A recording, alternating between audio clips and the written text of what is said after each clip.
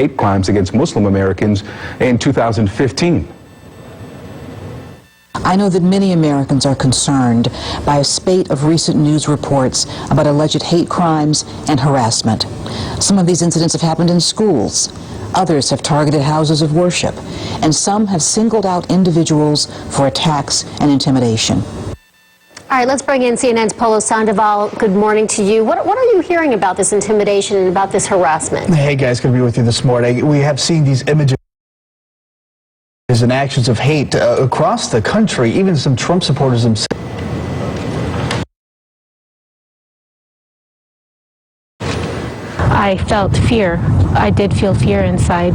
Salonika Nikki Pancho Lee has experienced heightened prejudices after recent elections. Pancho Lee was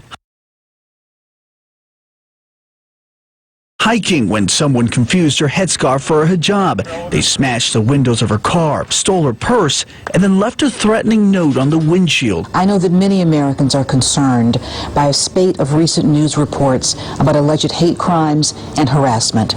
Some of these incidents have happened in schools. Others have targeted houses of worship.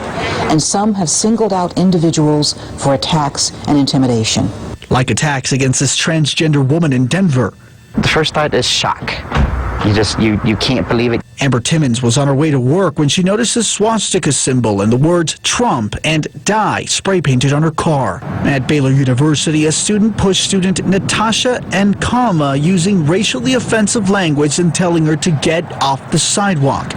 When other students defended Nkama, the guy replied, "I'm just trying to make America great again," Nkama says. Racism is not something that Donald Trump caused, but I feel like people kind of feel like they have an open door to be that way now. Trying to make America Days later, hundreds of students walked Nkama to her class to support her and against racism. Violence is never the answer, no matter what side it's on. Trump supporter Corey Cataldo wearing a Make America Great Again hat. He says he was assaulted while riding the New York City subway.